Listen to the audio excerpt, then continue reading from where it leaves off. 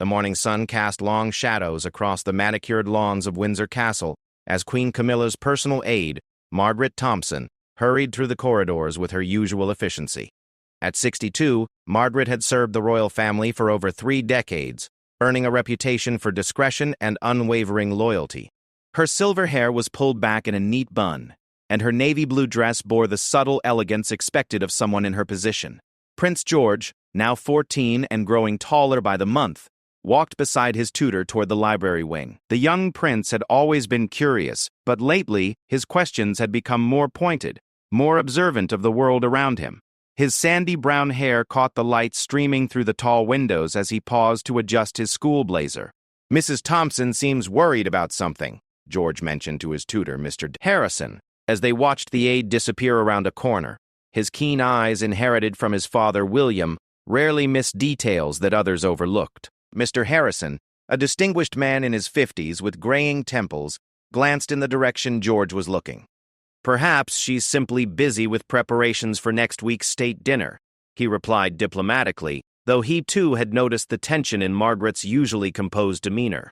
The castle buzzed with its typical morning activity.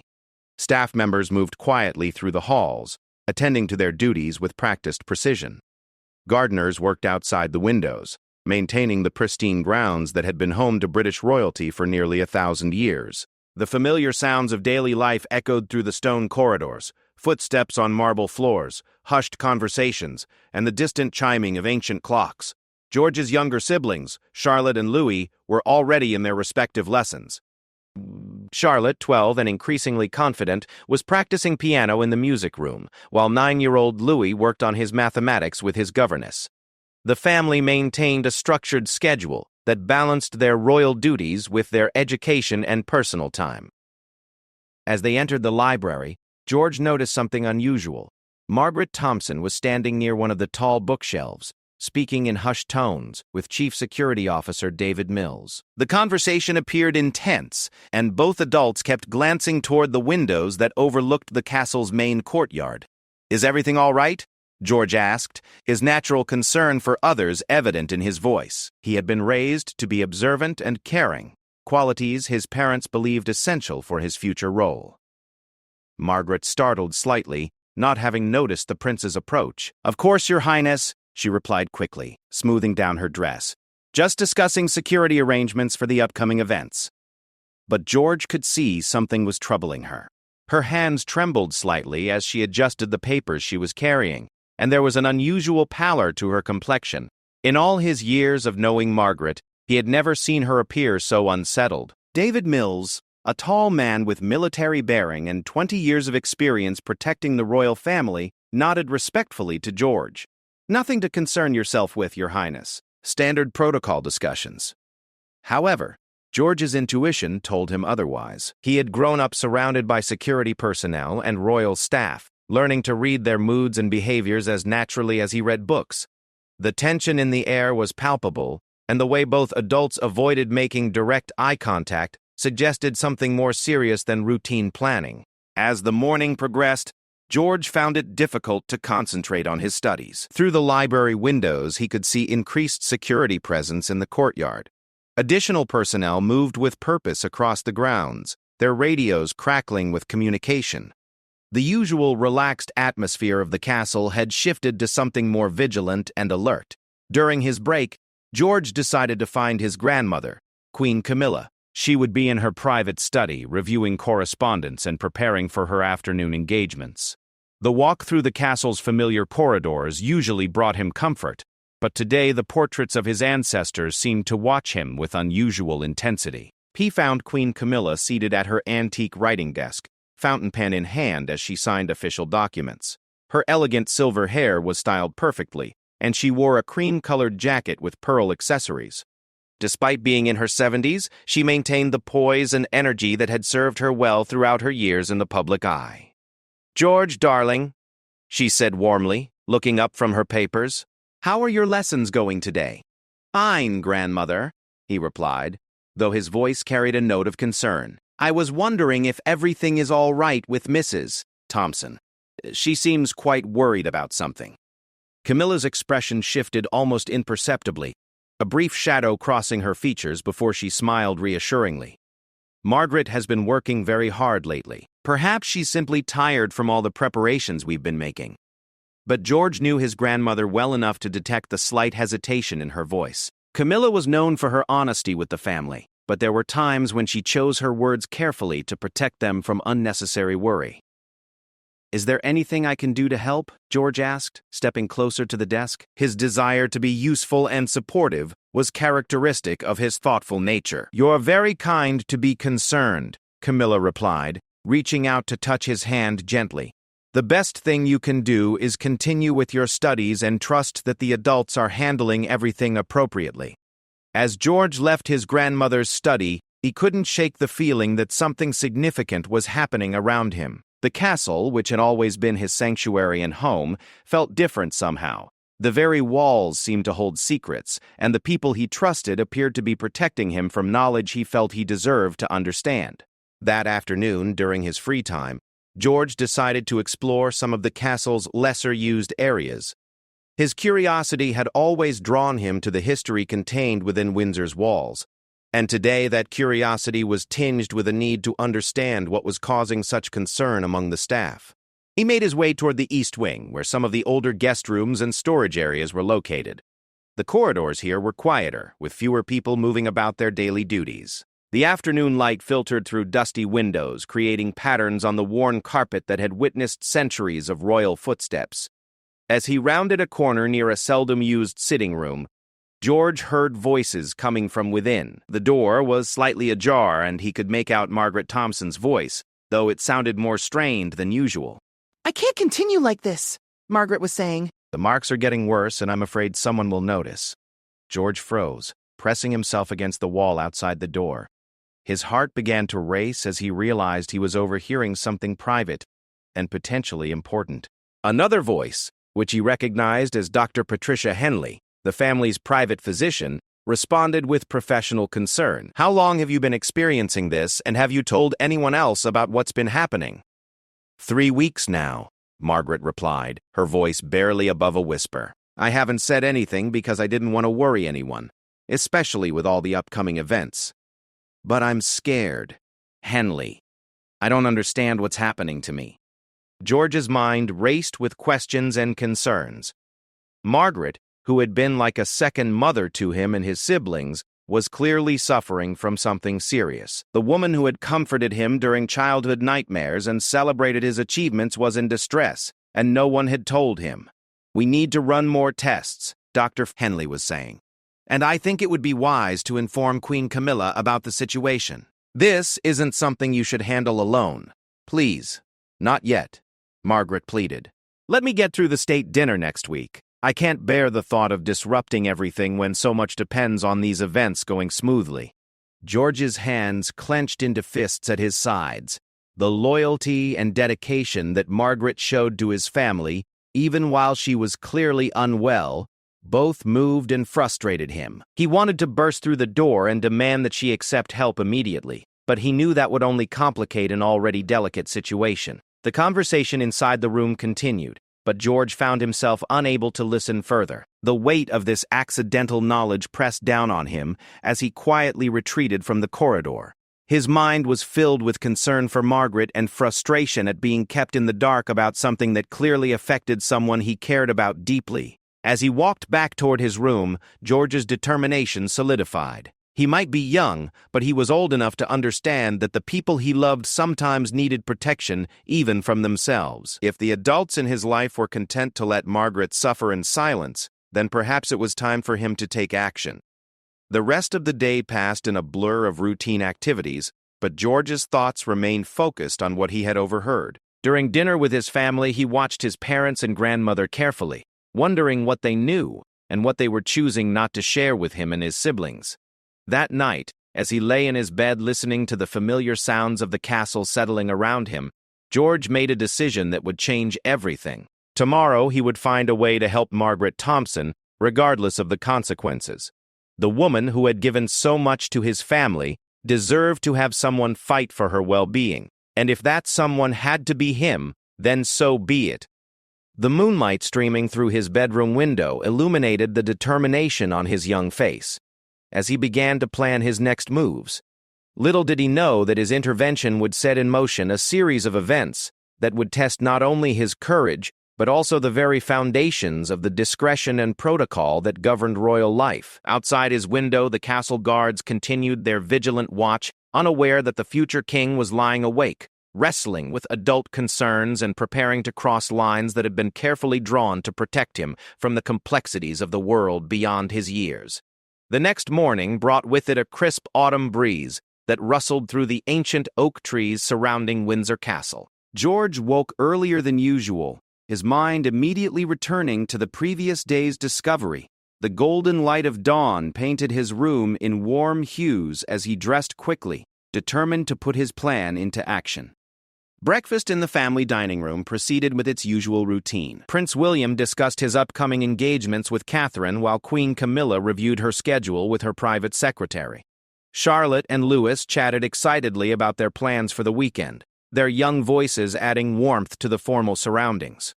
George participated in the conversation, but his attention kept drifting to the doorway, hoping to catch a glimpse of Margaret Thompson. "You seem distracted this morning, George," his father observed, setting down his coffee cup. William's keen blue eyes, so similar to his son's, had always been adept at reading the moods of his children. "Just thinking about my history essay," George replied smoothly, though the partial truth felt uncomfortable on his tongue. He had indeed been thinking about history, the history of loyalty and service that people like Margaret had given to his family, often at great personal cost. After breakfast, George excused himself and began what appeared to be a casual walk through the castle. In reality, he was systematically searching for Margaret, hoping to observe her condition firsthand. His years of living in the castle had taught him the rhythms and patterns of the staff's daily routines, knowledge that now served his investigative purposes. He found her in the blue drawing room, meticulously arranging fresh flowers in crystal vases. The morning light streaming through the tall windows revealed what George had been hoping not to see, clear signs of distress in Margaret's appearance. Her usually immaculate composure showed cracks of strain, and there was a stiffness to her movements that spoke of physical discomfort. "Good morning, Thompson," George said gently, not wanting to startle her. Margaret turned, and for a brief moment George saw raw vulnerability cross her features before she composed herself. "Good morning, Your Highness. You're about early today. I wanted to thank you for arranging those books I requested for my research project," George said, using the excuse he had prepared. "Your help means a great deal to me." The genuine warmth in Margaret's smile reminded George of countless moments throughout his childhood, when she had gone above and beyond her official duties to care for him and his siblings. She had been there for scraped knees, academic struggles, and the everyday challenges of growing up in the public eye. "It's always my pleasure to help with your education, Your Highness," Margaret replied. But as she reached up to adjust one of the flower arrangements, George noticed her wince slightly and the way she favored her left arm. "Are you feeling all right, Mrs. Thompson?" George asked with genuine concern. "You seem to be in some discomfort." For a moment, Margaret's careful mask slipped, and George saw the fear and pain she had been hiding. "Just a bit of stiffness from all the preparations," she said quickly. "Nothing that won't sort itself out." But George's trained eye, sharpened by years of public appearances and formal events, caught the subtle signs she couldn't completely hide. There was a tremor in her hands that hadn't been there before, and a pallor to her skin that spoke of something more serious than simple fatigue. "Mrs. Thompson," George said carefully, "I hope you know that if you ever need help with anything, you can trust me. Sometimes adults try to protect young people from worrying, but sometimes that protection isn't necessary." Margaret's eyes widened slightly at the perceptiveness in George's words. She had watched him grow from a curious toddler into a thoughtful young man. But moments like this reminded her that he was developing the wisdom and compassion that would serve him well in his future role. "You're very kind, Your Highness," she said softly. "Your parents have raised you to be a caring young man." Before George could respond, the sound of approaching footsteps announced the arrival of Queen Camilla, accompanied by her security detail. The atmosphere in the room immediately shifted as protocol and formality reasserted themselves. "George, darling, there you are," Camilla said with her usual warmth. "Your tutor is looking for you." "And Margaret, how are the arrangements coming along for tomorrow's reception?" George watched the interaction between his grandmother and Margaret with new understanding. He could see the subtle concern in Camilla's eyes as she looked at her aide, and the way Margaret straightened herself, despite obvious discomfort, to present a professional demeanor. "Everything is proceeding smoothly, Your Majesty," Margaret assured her. "The catering staff has confirmed all arrangements, and the security briefings are scheduled for this afternoon." "Excellent," Camilla replied, though George noticed she continued to study Margaret with what appeared to be worry. "George, shall we walk to your lesson together?" As they left the drawing room, George found himself in the unusual position of walking beside his grandmother while being consumed with thoughts she was unaware he possessed. The ornate corridors of Windsor, decorated with portraits and artifacts spanning centuries, seemed to whisper of all the secrets they had witnessed over the years. "Grandmother," George said carefully, "how long has Mrs. Thompson worked for our family?" "Nearly 35 years, Camilla replied with obvious affection. "She began working here when your father was about your age. She's been absolutely invaluable, particularly during difficult transitions and challenging times." "She's always been so dedicated," George observed. "Sometimes I wonder if people like Mrs. Thompson sacrifice too much for our family's sake." Camilla stopped walking and turned to look at her grandson with surprise. "That's a very mature observation, George. What makes you think about such things?" George felt the weight of his hidden knowledge pressing against his chest. "I just notice things sometimes. People work very hard to make our lives smooth and comfortable, and I wonder if we always show enough appreciation for their sacrifices." "Your awareness of others' contributions speaks well of your character," Camilla said thoughtfully. "It's important that you understand the dedication of the people around us. But it's also important to remember that they choose this service because they believe in the importance of our role." They resumed walking, but George's mind was racing with questions he couldn't directly ask. How much did his grandmother really know about Margaret's condition? Was she choosing to ignore it, or was she unaware of the severity? The adults in his life were clearly operating with incomplete information or deliberate blindness to a situation that seemed urgent to him. During his morning lessons, George found it nearly impossible to concentrate on mathematics and literature. Harrison noticed his distraction but attributed it to typical teenage preoccupations. If only he knew that George's thoughts were consumed with adult concerns about loyalty, duty, and the price of service. At lunch, George made a decision that would prove to be pivotal. Instead of joining his family in the dining room, he requested that his meal be brought to the library, claiming he needed to work on an important assignment. This gave him the freedom to move about the castle and continue his observations of Margaret's condition. He found her in the afternoon, working in Queen Camilla's private office, organizing documents and correspondence with her usual efficiency. However, George could see that her movements were becoming increasingly labored. As she reached for a file on a high shelf, she stumbled slightly, catching herself against the desk with obvious pain. George stepped forward instinctively, but Margaret noticed his presence and immediately straightened herself, trying to hide her discomfort. The sight of this proud, capable woman struggling while trying to maintain her professional dignity sparked something protective and determined in George's chest. "Mrs. Thompson, please sit down," George said with authority that surprised them both. "You're clearly unwell, and I'm concerned about you." "Your Highness, I assure you I'm perfectly capable of—" Margaret began, but George interrupted her, gently but firmly. "With respect, Mrs. Thompson, you're not perfectly fine, and pretending otherwise isn't helping anyone. I can see that you're in pain, and I think you need medical attention." The directness of his approach, combined with the genuine concern in his voice, seemed to break through Margaret's defenses. For the first time, she allowed him to see the full extent of her distress. "I don't want to be a burden," she admitted quietly. "There's so much happening right now, and everyone is depending on me to keep things running smoothly." "You could never be a burden," George said firmly. "You've given our family decades of service and dedication. The least we can do is make sure you're properly cared for when you need help." As if summoned by their conversation, Dr. Patricia Henley appeared in the doorway, her medical bag in hand and a look of professional concern on her face. She took in the scene quickly, George standing protectively near Margaret, who was clearly struggling to maintain her composure.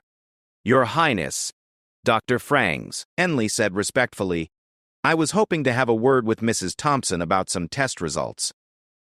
George saw Margaret's face pale at these words, and his protective instincts sharpened. "Test results for what?" he asked directly, his young voice carrying an authority that reminded everyone present of his future role. Henley glanced uncertainly between George and Margaret, clearly unsure about how much to reveal to the teenage prince. Margaret, however, seemed to make a decision in that moment. "Perhaps it's time to be honest about what's been happening," Margaret said quietly, her voice carrying the weight of exhaustion and relief at no longer having to pretend. George moved closer, his expression serious but supportive. "Whatever it is, we'll figure it out together. You don't have to face this alone anymore." Dr. Henley set down her medical bag and pulled out a folder containing what George assumed were Margaret's test results. The gravity of the situation settled over the room like a heavy blanket, and George felt the last vestiges of his childhood slip away as he prepared to confront adult realities that couldn't be softened or explained away. "The marks Mrs. Thompson mentioned yesterday," Dr. Henley began carefully, "are more serious than we initially hoped. The tests have revealed some concerning patterns that require immediate attention and possibly extended treatment." George felt his heart sink, but his resolve strengthened. Margaret Thompson, who had been a constant source of care and stability in his life, needed advocates who would fight for her well-being. If the adults around her were too caught up in royal protocol and upcoming events to prioritize her health, then he would have to step forward and demand that she receive the care she deserved. "What kind of treatment?"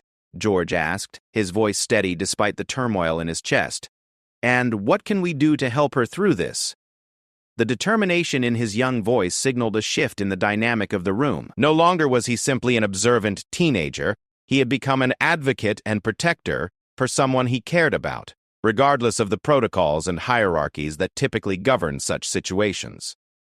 Dr. Henley opened the folder with deliberate care, her experienced hands revealing a series of medical photographs and test results that made George's breath catch in his throat.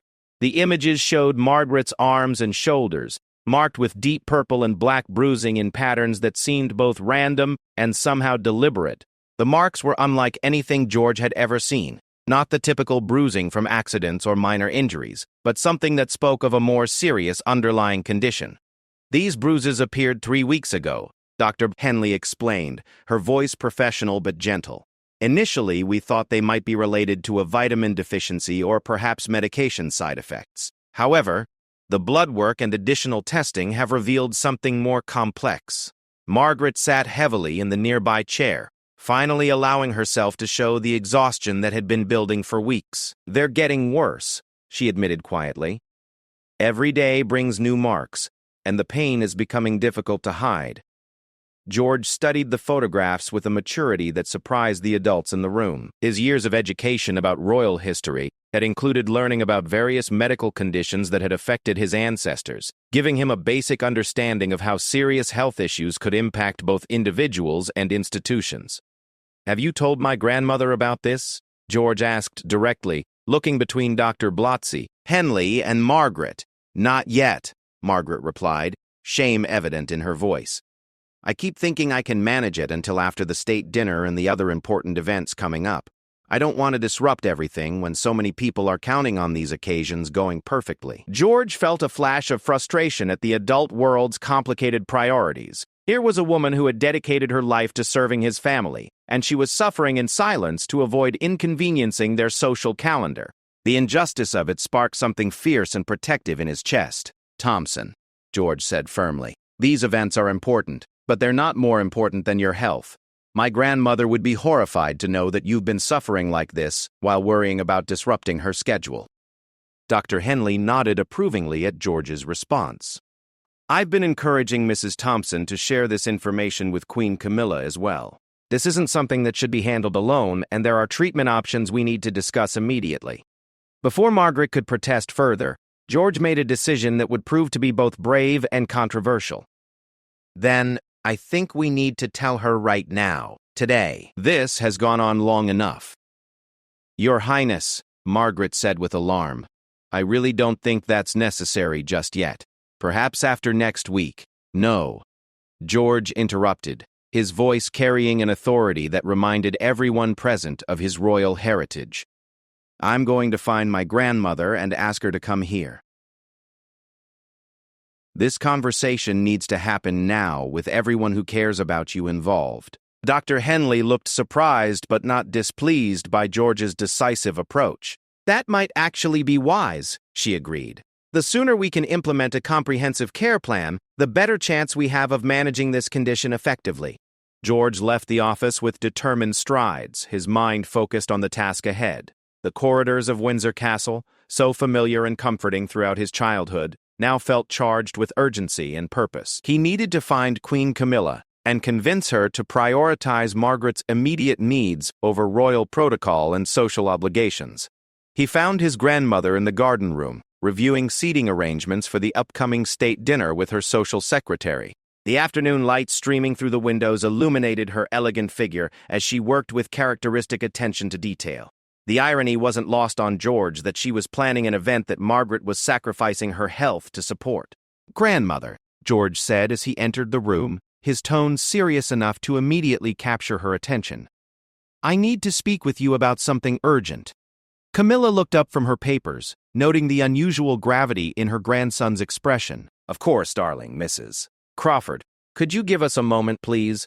The social secretary gathered her materials and left discreetly, leaving George alone with his grandmother. The room, decorated with fresh flowers and comfortable furnishings, provided a warm setting for what George knew would be a difficult conversation. It's about Mrs. Thompson, George began without preamble. She's been hiding a serious medical condition from you, and I think you need to know about it immediately. Camilla's expression shifted from curiosity to concern. What kind of medical condition?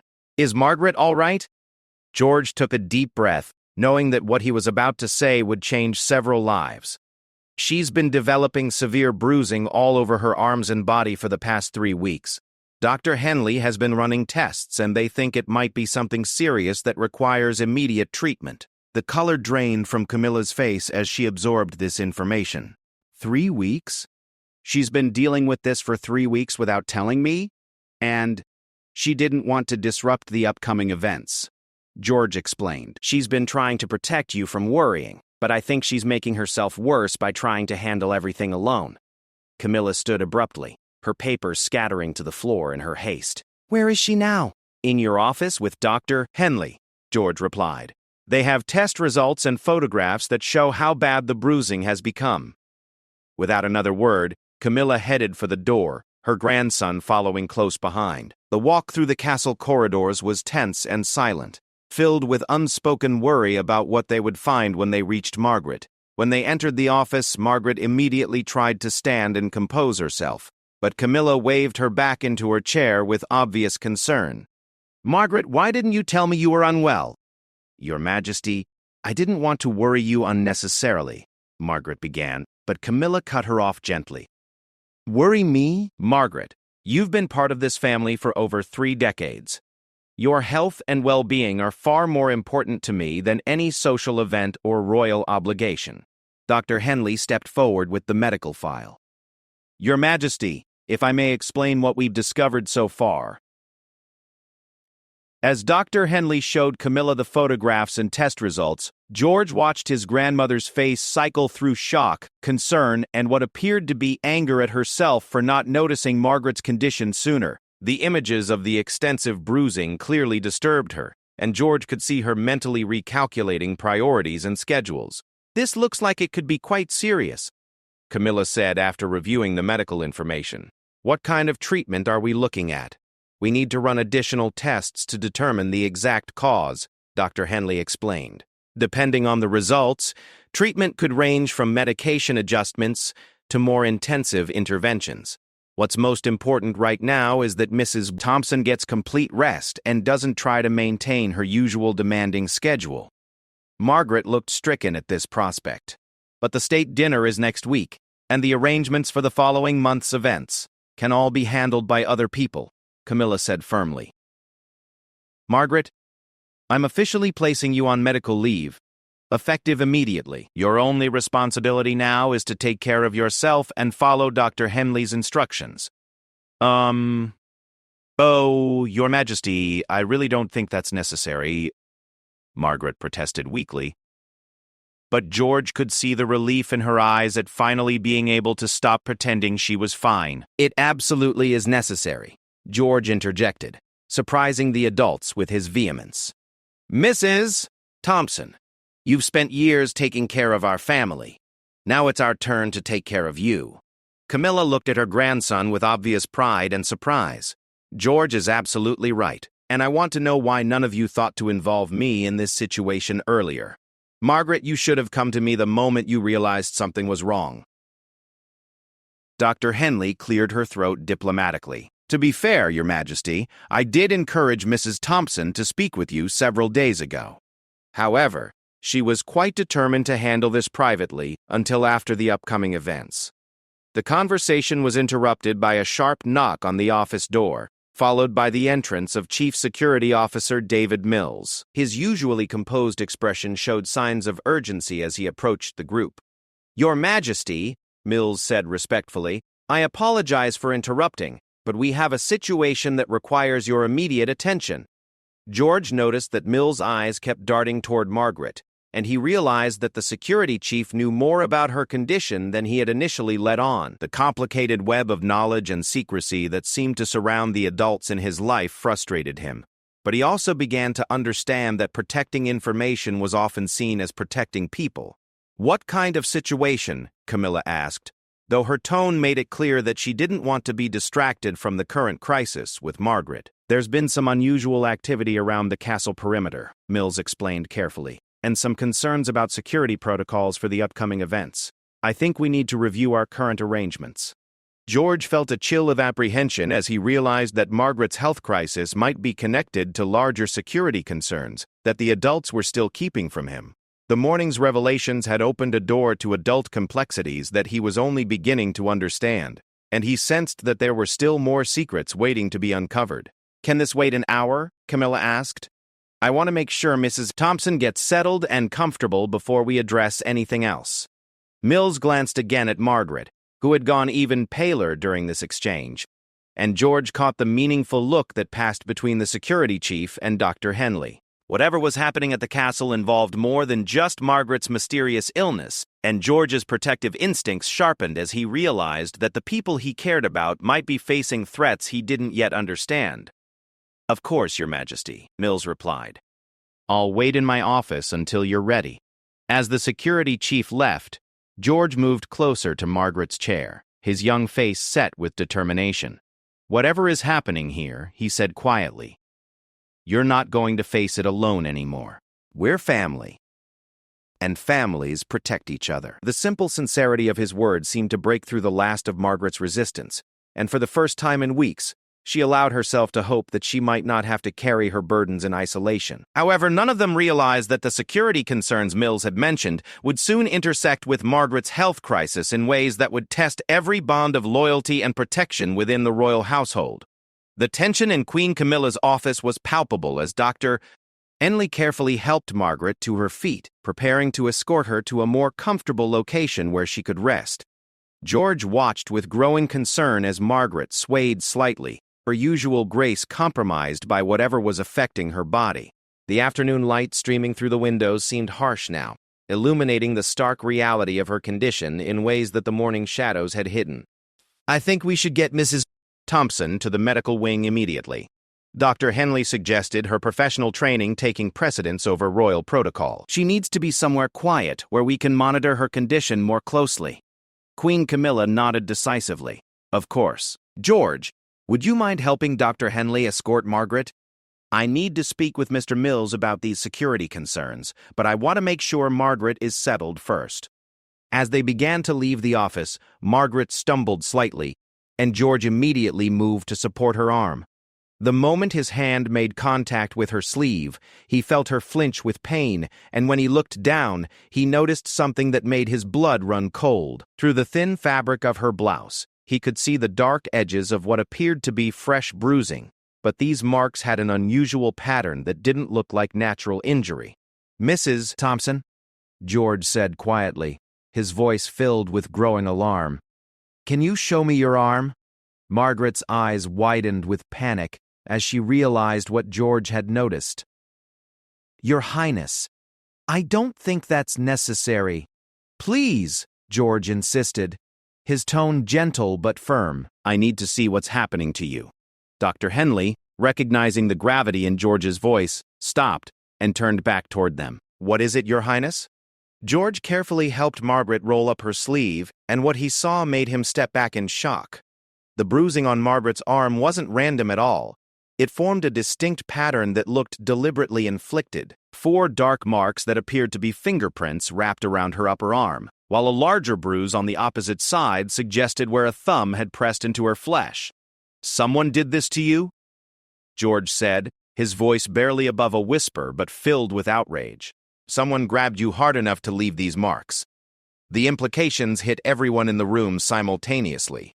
This wasn't a medical condition causing random bruising. This was evidence of physical assault. Margaret's face crumpled as she realized her secret was finally exposed, and the shame and fear she had been carrying became visible to everyone present. "Who did this to you?" Queen Camilla demanded, her royal composure giving way to protective fury. "Margaret, you must tell us who has been hurting you." Margaret's hands shook as she tried to cover the exposed bruising. "I can't," she whispered. "You don't understand the position this would put everyone in. The security implications, the upcoming events." "I don't care about the security implications or the events," George said fiercely, his young voice carrying an authority that surprised even himself. "Someone has been hurting you, and that's unacceptable. Period." Henley had immediately shifted into documentation mode, carefully photographing the bruising pattern with her phone while speaking into her voice recorder. "These marks are consistent with grip injuries from someone with large hands. The pattern suggests repeated incidents over several weeks, with some healing while new injuries were inflicted." The clinical description of Margaret's suffering sent a wave of protective rage through George. "We need to call the police immediately," he said firmly. "This is assault, and whoever did this needs to be arrested." "Your Highness," Margaret pleaded, "please understand that this isn't that simple. The person responsible has access to very sensitive information about the family's security arrangements. If this becomes public, or if they feel threatened, there could be serious consequences for everyone's safety." Queen Camilla's face had gone pale as the implications of Margaret's words sank in.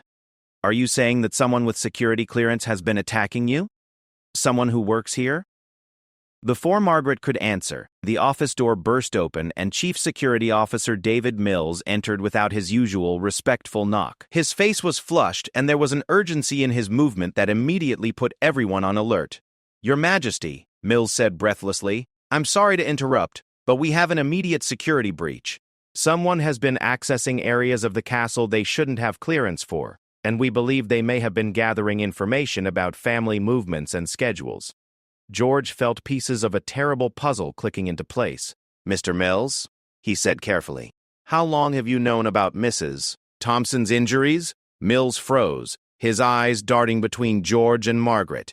The guilty expression that crossed his features told George everything he needed to know. "You knew," George said with growing anger. "You knew someone was hurting her, and you haven't stopped it. Your Highness, you don't understand the complexity of the situation." Mills began, but George cut him off with a gesture that was pure royal authority despite his youth. "No, Mr. Stevenson." "Mills, I understand perfectly. Someone with security access has been assaulting Mrs. Thompson, probably to force her to provide information or access that they shouldn't have. And instead of protecting her and stopping this person, you've been trying to manage the situation quietly to avoid embarrassment." Queen Camilla looked between her grandson and her security chief with dawning horror. "David, is this true? Have you known about Margaret being hurt and done nothing to stop it?" Mill's military composure finally cracked under the direct questioning. "Your Majesty, we've been trying to identify the perpetrator and gather enough evidence to make an arrest without compromising ongoing security operations. Mrs. Thompson has been cooperating with our investigation. Cooperating? George's voice rose with indignation. You mean you've been using her as bait while she's been suffering in silence? Margaret finally spoke up, her voice strengthened by George's fierce advocacy on her behalf. They convinced me it was the only way to catch him without alerting him that we knew what was happening. But the attacks have been getting worse, and I don't think I can continue much longer. Henley stepped forward with professional authority. This ends now. I don't care what investigation you're conducting, Mr. Mills. This woman needs immediate protection and medical attention, not continued exposure to someone who's been systematically abusing her. George moved protectively closer to Margaret, his young face set with determination that reminded everyone present of his royal lineage. Mrs. Thompson, I want you to tell us who has been doing this to you. Right now. No more protecting investigations or worrying about security protocols. Margaret looked around the room at the faces surrounding her. Queen Camilla's concerned anger. Doctor recited Dudas orality, foreseen to enjoy. Henley's medical authority, George's fierce protection, and Mills's growing discomfort. For the first time in weeks, she felt supported enough to speak the truth that had been terrifying her. It's Trevor Nash, she said quietly, one of the junior security officers. He's been demanding access to scheduling information and details about family movements that are beyond his clearance level. When I refused, he started Russell, escalating his methods of persuasion. Mills's face went even redder as this information came out. We've been monitoring Nash's activities and building a case against him. We're close to having enough evidence for a conviction that will stick. How close? George demanded. And how many more times did you expect Mrs. Bonnie's Thompson to endure being attacked while you gathered your evidence? The accusation in George's voice cut through the adult justifications and excuses that had allowed Margaret's suffering to continue. Queen Camilla stood slowly, her expression transforming into something that reminded everyone why the monarchy had survived for over 1,000 years. Mr. Mills, she said with icy authority, you will have Trevor Nash arrested immediately. I don't care about your investigation or your evidence gathering. You will remove this threat from my castle and my staff right now. Your Majesty, Mills protested. If we move too quickly without proper preparation, Nash might destroy evidence or escape. We need to coordinate with outside authorities and... No! George interrupted with finality that surprised everyone, including himself. We're not going to let Mrs. Thompson spend one more minute in danger while adults debate strategy and protocol.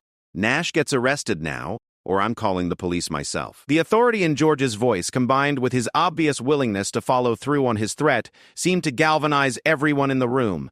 Mills looked around helplessly as he realized that both the Queen and the future king were united against his cautious approach. Very well, Mills said reluctantly. I'll coordinate with local authorities and have Nash taken into custody within the hour. Good, George said firmly. And Mrs. Thompson won't be returning to work until Dr. Henley clears her medically and we're absolutely certain she's safe. As Mills left to arrange Nash's arrest, George turned back to Margaret with gentle concern. I'm sorry we let this happen to you for so long. You should never have had to face this alone. Margaret's eyes filled with tears as she looked at the teenage prince who had fought harder for her protection than the professional security personnel whose job it was to keep her safe. Thank you, Your Highness. I don't know how to express how much your support means to me. Queen Camilla approached and gently took Margaret's uninjured hand. My dear Margaret, George is absolutely right. We failed you, and I'm deeply sorry. This should never have been allowed to continue. As Dr. Henley prepared to escort Margaret to proper medical care, George made a decision that would define his character for years to come. I want to be there when Nash is arrested. I want to see that justice is done for Mrs. Thompson. The adults in the room exchanged glances, recognizing that George had crossed a threshold from protected youth to someone willing to confront the darker realities of the world around him.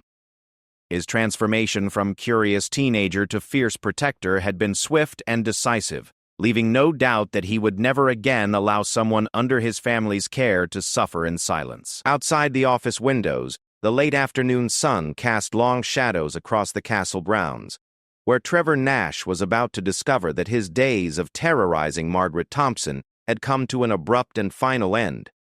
The castle's east wing had never felt so charged with tension as the group made their way toward the security offices where Trevor Nash was stationed. George walked with purpose beside Queen Camilla, while Dr. Henley stayed close to Margaret, monitoring her condition as they moved through the familiar corridors that now seemed different somehow, tainted by the knowledge of what had been happening within their walls.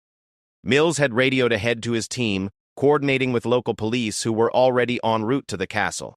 The gravity of arresting someone from within the royal security apparatus required careful handling, but George's insistence on immediate action had accelerated a timeline that Mills had hoped to control more gradually. "Your Majesty," Mills said as they approached the security wing, "I should mention that Nash has been acting increasingly erratic over the past few days. It's possible he suspects we're onto his activities." George felt Margaret tense beside him at this news. "What kind of erratic behavior?" he asked sharply. "He's been asking unusual questions about family schedules, and yesterday he was found in areas of the castle where he had no official business," Mills explained reluctantly. "We think he may have been planning something more serious than just gathering information." The implications of this statement sent a chill through everyone present. If Nash had been escalating his behavior beyond assaulting Margaret for information, the potential threat to the entire family became clear. George's protective instincts, already heightened by Margaret's suffering, now expanded to encompass a broader sense of danger. As they rounded the corner toward the security offices, they could hear raised voices coming from behind the closed doors. Mills immediately quickened his pace, speaking urgently into his radio. "All units converge on Security Office 3 immediately. I've done nothing wrong."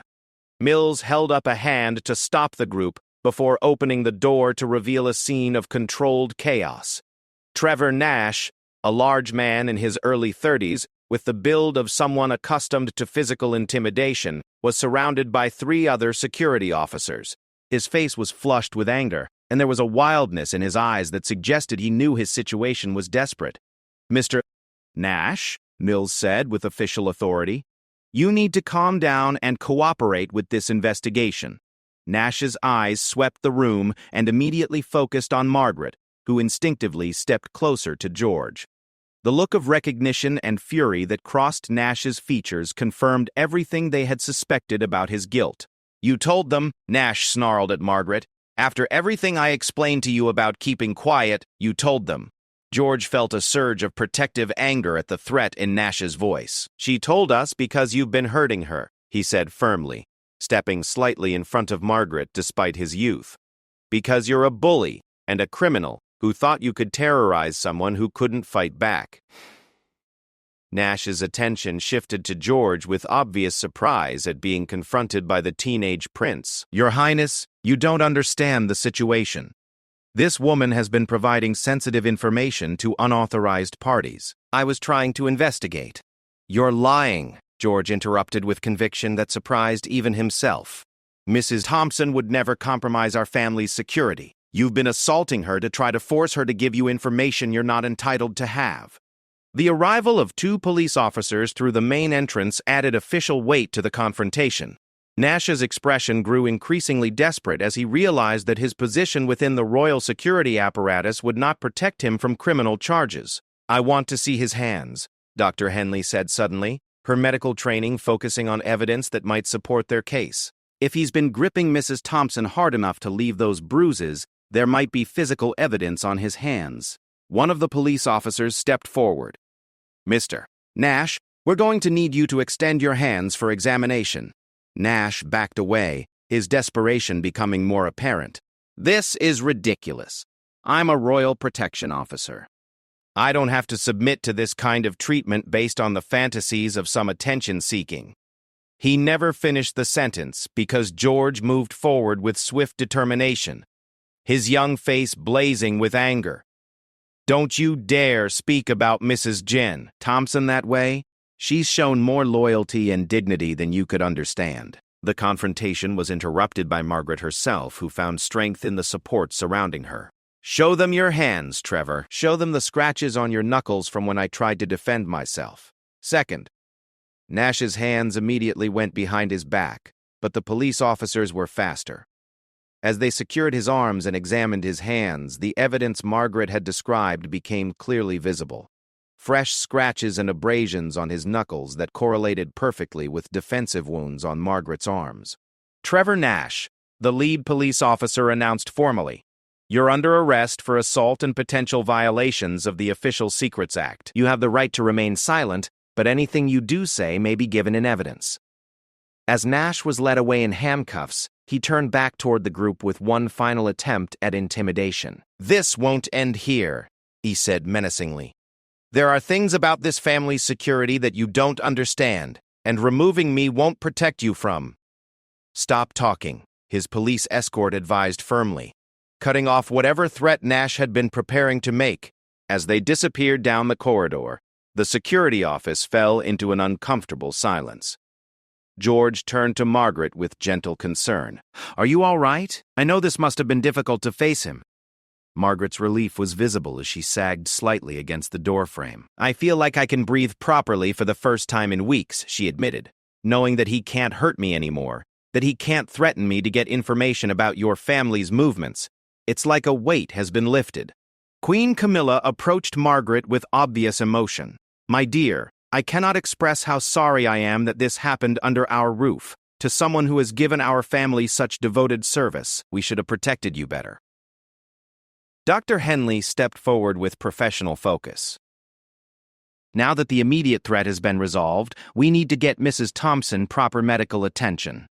The psychological trauma of weeks of intimidation and assault needs to be addressed along with the physical injuries." Mills, who had remained silent during Nash's arrest, finally spoke up. "Your Majesty, we'll need to conduct a complete security review to determine if Nash accessed any sensitive information or if there are other compromised personnel within our organization."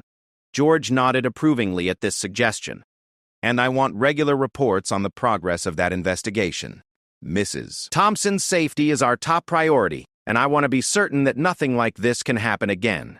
The authority in George's voice, and his obvious assumption that he would be involved in ongoing security decisions, marked a clear shift in how the adults around him viewed his role.